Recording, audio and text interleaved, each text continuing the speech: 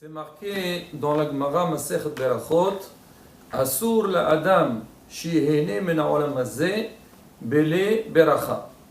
L'homme, il n'a pas le droit de profiter de ce monde sans faire de bracha. Ça veut dire, chaque fois que l'homme il va consommer un aliment, il a une obligation de faire la bracha. Après, il mange pour remercier Akadosh Baruch Hu sur tout le bien qu'il nous a donné dans le monde.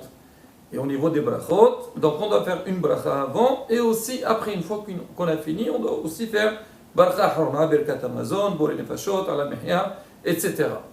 Maintenant, les brachot, ils n'ont pas été instaurés seulement par rapport à la nourriture, quand l'homme il va profiter d'un aliment, mais aussi, c'est marqué même quand quelqu'un va sentir une bonne odeur, il doit aussi faire une bracha. C'est ce qu'on voit le samedi soir dans la Havdalah. On fait borei meli bessamim, borei asi bessamim, borei asbi bessamim. Il y a aussi beaucoup de brachot, il y a des halachot. Quand l'homme il va profiter, donc il doit remercier Akadosh Baruch Hu. Maintenant, il y a aussi une autre catégorie de brachot que l'homme il doit faire, c'est birkat hareiyah. Quand tu vois quelque chose, alors tu dois faire une bracha. Alors parmi les brachot de reiyah que l'homme il doit faire, c'est birkat ha'ilanot. Quand on va voir les arbres donc bourgeonner, on doit faire la bracha. Où on voit ça? On voit ça pareil dans Masechet Berachot. La Gemara elle dit, quand l'homme il sort pendant le mois de Nissan et il voit des arbres qui bourgeonnent, il doit faire une bracha. Alors c'est quoi cette bracha? C'est Baruch Ata Hashem Olam Shelo Hiser Be'olamo Kilum Uvarabo Beriot Tovot Ve'elanot Tovot Lehanot Bahem Bene Adam. C'est que l'homme, il doit remercier Akadosh Baruch Hu qu'il a mis sur terre donc des belles choses. Il dit Shelo Hiser Be'olamo Kilum. Il n'a rien manqué dans son monde. C'est-à-dire, l'homme, il a eu tout ce qu'il a besoin. Et c'est pas seulement ça que Hachem, il a tout fait. Et là, il a créé dans le monde aussi Beriot Tovot, des belles créatures, ou Elanot Tovot, et des beaux arbres, les Hanot Bene Adam, pour que l'homme il puisse profiter de ça. Et donc cette bracha-là, donc elle a été instaurée pour le mois de Nissan. Mais alors c'est quoi la raison de la bracha? Alors comme ce qu'on vient de dire, c'est que comme l'homme il sort dehors, il va voir un beau paysage, surtout qu'on vient de passer la période de l'automne et de l'hiver, la pluie, donc il fait obscur, les arbres ils sont vides, il n'y a pas de feuilles, tout est fané. Et là, Baruch Hashem, on voit que la vie reprend, c'est beau, c'est agréable. Alors quand l'homme il sort et il va voir cette beauté de la création d'Akadosh Baruch Hu, donc il doit remercier Hashem pour tout le bien qu'il nous a donné. Ça c'est le sens qu'on dit simple de cette beracha. Mais c'est écrit que le Zohar HaKadosh il dit que cette bracha-là ne concerne pas seulement donc les choses que nous on est en train de voir, mais elle est liée aussi aux neshamot, aux âmes. Parce qu'on dit que pendant le mois de Nissan, les neshamot descendent dans le monde et elles se promènent dans les champs et surtout dans les arbres.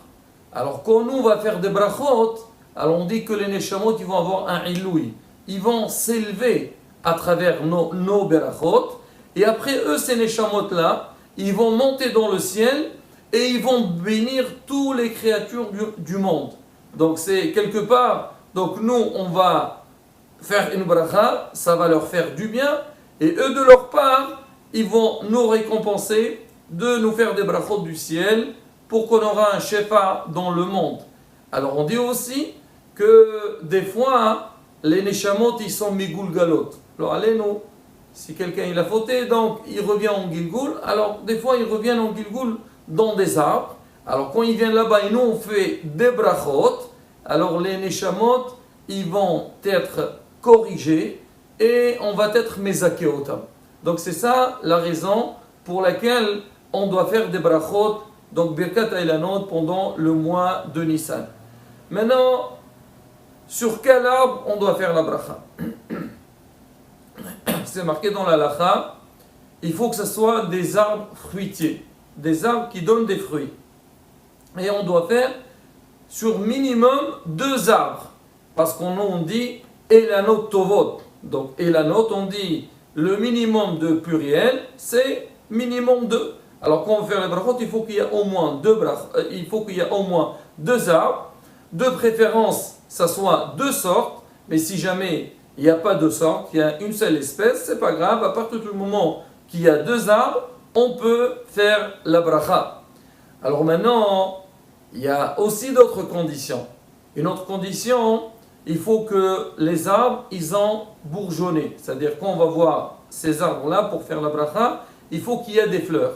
S'il n'y a pas de fleurs sur ces arbres, on ne peut pas faire la bracha. Ça veut dire, si jamais les bourgeons ils sont pas encore sortis, ou ils sont déjà sortis, mais elles sont toutes tombées, on n'a pas le droit de faire la bracha.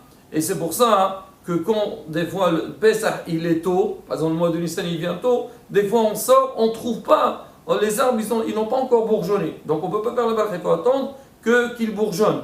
De même aussi, des fois ça arrive que il y a 2 fois le mois de Hadar, et donc on veut faire la bracha un petit peu à la fin du mois. Des fois on ne retrouve plus de bourgeons et là on risque de perdre la bracha. Donc c'est pour ça qu'on dit qu'il faut que l'homme, donc dès qu'il voit, il faut qu'il profite à faire la bracha. Une autre condition aussi, il ne faut pas que l'arbre il a commencé à sortir ses fruits. Même que les bourgeons ils sont présents, si jamais on voit que dans l'arbre les fruits ont commencé à pousser, là on ne pourra pas faire la bracha. Et donc, on a raté, il faut chercher un autre arbre dans lequel donc, les fruits ne sont pas sortis. Maintenant, on a dit que depuis Rosh Chodesh Nissan, on peut faire cette bracha. Il est vrai, si on voit un petit peu dans les communautés, alors beaucoup de communautés, ils ont l'habitude de faire Birkat HaIlanot dans Chol HaMoed Sukkot. Alors, il y a une raison pour ça. Mais je dis déjà ce qu'elle dit la halakha. La halakha, elle dit Zrizim maqdimim la mitzvot. Celui qui veut bien faire les mitzvot, il faut qu'il les démarre le plus tôt possible. Le mois de Nissan est arrivé, il faut commencer à faire la bracha. Maintenant, c'est écrit aussi que c'est bien de faire cette bracha berkat eilanot en dehors de la ville, dans les champs. On dit surtout par rapport aux neshamot, ils sont plus un petit peu à l'extérieur. Maintenant, le problème, c'est que quand on demande aux gens de faire la bracha au début du mois, on n'est pas encore arrivé à la fête, il y a beaucoup de gens qui ont du mal à faire ça. Surtout, on leur dit, il faut aller à l'extérieur. Ils te disent, non, moi je ne peux pas, le matin j'ai fini ma tefila, j'ai envie d'aller au travail. Faire une bracha, ça ne me dérange pas, mais si tu me demandes d'aller à l'extérieur de la ville, alors c'est un petit peu compliqué. Alors qu'est-ce qu'ils ont fait? Donc les rabbanim ou les responsables communautaires, alors ils ont dit, voilà, on va laisser donc cette bracha berkat eilanot pendant Chol HaMoed de Pesach, on est encore dans le mois de Nissan, et en plus il y a une mitzvah qui s'appelle Berov'am Hadrat Melech. Toujours quand un homme il veut faire une mitzvah, c'est marqué, c'est bien de la faire en groupe. Alors les gens, Chol HaMoed, ne travaillent pas, ils font la tefila le matin, et après ils vont tous ensemble pour faire Birkat Eilanot. On voit ça beaucoup en Israël. Alors surtout en Israël, c'est que pendant la fête, c'est vraiment pratiquement tout le pays qui est, il ne travaille pas, et donc il y a une ambiance de fête. Alors c'est pour ça que les gens, ils laissent ça pour le Chol HaMoed. Mais si quelqu'un, il a la possibilité de faire ça au début du mois, c'est meilleur.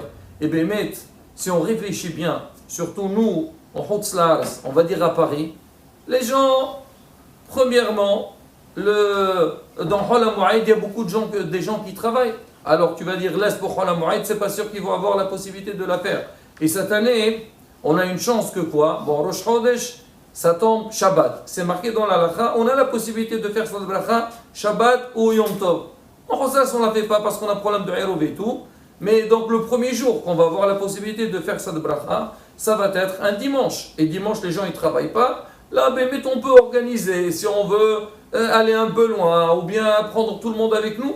Donc il y a une possibilité. Là, comme on dit, Hacham Aino Berosho, chacun il gère donc par rapport à ses disponibilités, mais quoi qu'il arrive, donc on a le mois de Nissan pour faire cette bracha. Maintenant il y a une question, est-ce que on peut faire la bracha sur un arbre greffé. Par exemple, un arbre de pamplemousse. On sait que le pamplemousse, donc c'est un mélange de deux fruits. Est-ce qu'on peut faire la bracha sur l'arbre de pamplemousse ou pas? Alors il y a une discussion dans la halakha. Alors certains ils disent non, on ne peut pas faire la bracha sur un arbre de pamplemousse. Pourquoi? Parce que cet arbre-là, il est contre la nature. Parce qu'Hachem, il n'a pas créé un arbre de pamplemousse, c'est l'homme qui a greffé, et on sait que greffer selon la halakha, c'est interdit. Maintenant, si ça a été greffé et le fruit il est sorti, on a le droit de manger des pamplemousses. Mais faire une bracha sur un arbre pareil, certains ils disent qu'on n'a pas le droit de faire. Mais d'autres ils disent non. Ils disent en fait la bracha c'est pas sur un arbre spécifique. Nous on fait une bracha générale sur toute la nature, sur la création, sur les créatures qu'Hachem il a fait sur terre. Et donc il y a lieu de faire la bracha. Et la halakha elle a été tranchée que si quelqu'un il a fait la bracha, on dit tu n'as pas besoin de refaire. Mais en général, si on nous demande est-ce qu'on peut faire ou pas, il faut dire non. On ne peut pas faire la bracha sur des arbres qui sont greffés. Maintenant, pendant le déroulement donc, de la lecture, c'est vrai que le plus important c'est faire la bracha. Mais si vous voyez dans les Sfarim, il y a toute une akdama, il y a toute une introduction. On fait des lectures par rapport au Neshamot qu'on vient de dire. Il y a Patah, il y a Navi. Donc c'est bien, à partir du moment qu'on veut faire une bonne chose, il faut la faire comme elle se doit. Mais au moins l'homme y fasse la bracha. En général, quand les gens ils viennent tous ensemble, alors au début il y a le Rav, il fait la bracha, tout le monde répond Amen. Après les gens, tour de rôle, chacun il fait la bracha pour répondre Amen et gagner des brachot. Alors c'est marqué que c'est bien aussi qu'une fois qu'on a fini donc, la lecture donc, de cette birkat et la nôtre, c'est bien de dresser une table et faire des brachot sur les fruits, donc Boré Peraes, Boré Peradama, Mizonot, Sheakol, Boré Peragefen. Encore une fois, comme on a dit, ça concerne les Neshamot, donc c'est bien de faire donc, des brachot. Certains, ils disent que c'est bien de donner la zakat, donner 3 pièces. Maintenant, voilà en gros, donc concernant les femmes, alors c'est rapporté, c'est une discussion dans la halakha, mais la majeure partie des décisionnaires, ils ont dit que la femme aussi, elle peut faire cette bracha, même que c'est une bracha qui est fixée pour le mois de Nissan, et on sait que les mitzvot qui dépendent du temps, les femmes elles sont dispensées pour cette bracha. Donc beaucoup ils ont dit que la femme, elle peut faire cette bracha. Maintenant pour illustrer un petit peu cette idée, on va raconter une petite histoire pour voir un petit peu que des fois, l'homme, quand on lui transmet des halachot, des messages, en règle générale, l'homme, il aime bien faire les choses qu'il comprend. Mais les choses qu'il ne comprend pas, ou pour lui, bon, c'est pas vrai, ou je ne sais pas si, ou je ne sais pas quoi, alors il faut faire très attention. Nous, en Israël, on a un principe qui s'appelle Emunat Hachamim, c'est qu'on doit faire confiance à nos ancêtres, à nos rabbanim. C'est marqué dans la Torah, tout ce qui nous disent Hachamim, il faut le faire. Même si des fois on ne comprend pas, on ne voit pas le sens de la chose, il faut savoir, il y a toujours des sodotes, il y a des secrets. Derrière chaque mission ou derrière chaque commandement qu'on nous a demandé de faire, il y a toujours un intérêt derrière. Et même si on ne voit pas l'intérêt, il faut savoir, c'est comptabilisé devant Kadosh Baruch. Je vais raconter une petite histoire et dans laquelle on voit que Bémet, la force des brachot. Alors l'histoire s'est passée en Suisse. Il s'agit d'un groupe de Hasidim que eux, pendant la fête de Pessah, comme beaucoup d'autres, alors ils sont très marpidim, ils sont très pointueux sur le Inyan du Hametz, faire très attention. Et on dit, c'est vrai qu'à Pessah, l'homme il doit faire attention parce que le Issour de Hametz, il est békaret. Donc c'est pas aussi simple que ça. Et l'homme il doit être très vigilant pour faire attention à tout ce qui consomme, tout ce qui mange. Alors ceux-là, c'était on va dire des grands mahmirim. Alors ils n'achetaient rien donc, de tout ce qui est manufacturé. Et aussi quand il allait acheter les fruits ou bien les légumes, même le poisson, toujours il allait chez des particuliers qui savent qu'il n'y a eu aucun contact avec le Hametz. Alors ce groupe de Hasidim, il allait chez un pêcheur. Alors lui il pêchait le poisson et il le revendait. Et là ils sont tranquilles, ils savent que le poisson qu'ils vont acheter, il n'a pas été en contact avec du Hametz. Alors ils sont partis chez lui, et lui il avait un dépôt dans lequel il n'y a que du poisson. Ils sont partis chez lui à la maison pour acheter. Et une fois qu'il était sur place, il y a un des Hasidim, il a regardé que ce pêcheur-là, il avait des arbres. Et il a vu qu'il y avait un arbre de prune qui a commencé à bourgeonner. Il a dit, ah, c'est le moment de faire Birkat Elanot, c'était le mois de Nissan. Tout de suite, il s'est mis à côté de l'arbre, il a fait la bracha. La femme du pêcheur, quand elle a vu le monsieur elle a vu qu'il a bougé ses lèvres et tout, ça, elle n'a pas beaucoup apprécié, elle a eu peur que peut-être il est en train de faire de la sorcellerie. Elle est partie le voir, elle dit, monsieur, qu'est-ce que tu es en train de faire? Il dit, madame, j'ai rien fait. Il dit, attendez, je vous ai vu vos lèvres bouger. Et ah oui, madame, c'est vrai. Voilà, il a commencé à expliquer la bracha, on fait la bracha pour les arbres, qu'Hachem il donne des beaux fruits. Ah, il lui a parlé plus ou moins de quoi il s'agit. La femme n'a pas trop apprécié, elle dit, bon, d'accord. Et ils ont acheté ce qu'il fallait, ils sont rentrés. Quelques mois plus tard, le monsieur, il était chez lui à la maison, il voit cette dame arriver avec une camionnette. Elle toque à la porte, il lui ouvre. Oui, bonjour madame, qu'est-ce qu'il y a? Il la voit avec une caisse. Elle dit, madame, je n'ai pas commandé de poisson, qu'est-ce que vous venez faire? Elle dit, non, je ne viens pas vous offrir, vous vendre des poissons, mais plutôt, je viens vous amener une caisse de prunes. Quel rapport? Elle dit, écoutez monsieur, est-ce que vous vous rappelez le jour que vous étiez chez nous pour acheter le poisson et je vous ai arrêté, vous avez dit une phrase devant les arbres? Il dit, oui, je me rappelle très bien. Il lui dit, écoutez monsieur, cette année, il a fait très froid et pratiquement les arbres n'ont pas donné de fruits. Seul cet arbre-là, sur qui vous avez fait une prière, il a donné des très très beaux fruits.